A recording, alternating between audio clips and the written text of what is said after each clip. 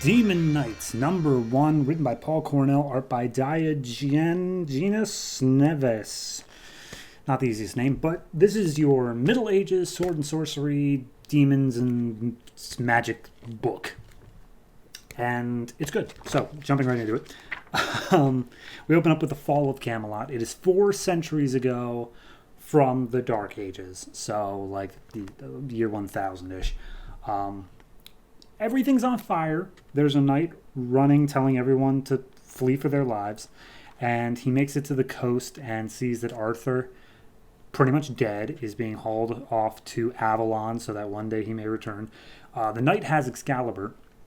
And the people on the boat are like, you have Excalibur and you have your orders. Just chill.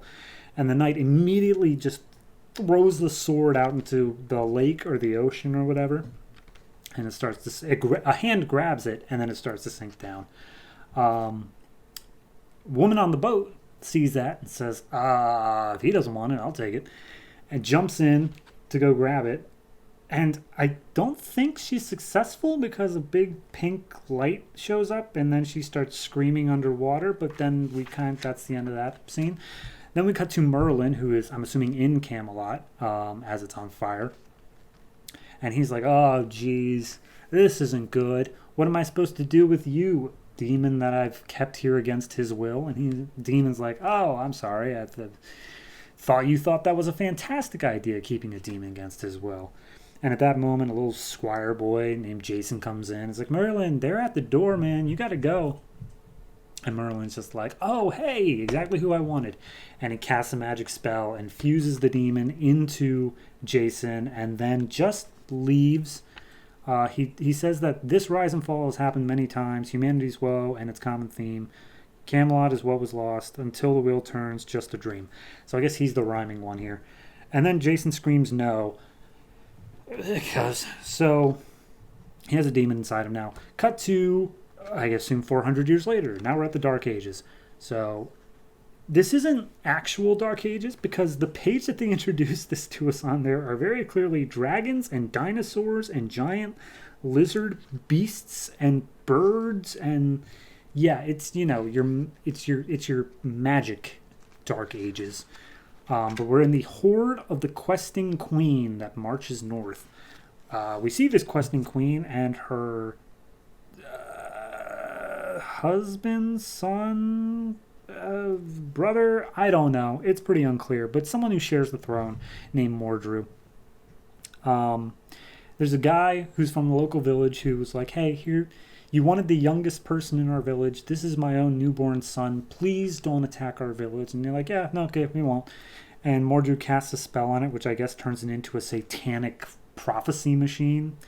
And Mordru asks, like, hey, are we on the right path? And the baby's like, yes, and then explodes. So they look at their map and say, cool, so we're heading to Alba Sarum, which I guess is important because it's in the biggest, boldest, nicest looking font. And then right beneath it, where they have to pass through in order to get there is called Little Spring. Cut to Little Spring, where, wouldn't you know it, Jason, who's now going by Jason O' the Blood, Jason Blood, he's Jason Blood. If I ever say Jason Blood, it's Jason Blood. And then Xanadu, who are now immortals. Both their things have made them immortal. They arrive in town, and the first person they come across is this hulking behemoth of a man with a giant battle axe who's trying to get into an inn, but the dude says it's closed, so he just busts through the door and takes a seat. His name is Vandal Savage, who, for anyone who knows DC Comics, is also an immortal. Typically one that's not this brawn over brains. It's the best way I can say it. So they're having a pint. They're talking about their immortality, how they were at the fall of Camelot. And then some dude chimes up. His name is Sir Yiston. They're all a little bit skeptical that it's a Sir, but I'm not touching that one yet. So Sir Yiston it is until presented otherwise. He's known as the Shining Knight. He's dressed head to toe in gold. And he's like, no, I was there. You guys, you're his exact thing is Saxon Dungwits, but he's saying that in a different language that they can't understand. So then there's this foreign guy. They literally just say foreign guy at the bar. His name is Al Jabir, he has mechanisms that can make people rich, I guess.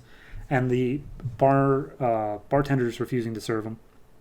So this other lady shows up named Exoristos and says like, oh, you don't serve foreign people? Well, I'm foreign, and my culture, we cut off man's manliness, and we call that a day. So you're going to serve me and my friend here? And she's like, yeah, okay, we'll serve you. Cut to a field. A bunch of people are picking on a poor little friar. They start getting impaled by bows from across the hill. The friar rejoices and it's like, oh, you, whoever you are, please tell news to the village that the horde approaches. And then cut to the horde busting in through the inn door. Immediately, Vandal Savage gets up to fight. Jason Blood's like, oh, it's morphin time. And Xanadu's like, dude, you don't have to morph. You can do this. He's like, nope, here we go. And he recounts a poem that turns him into Etrigan the demon. And Etrigan shows up. And he's like, hey, what's going on? Why was I summoned?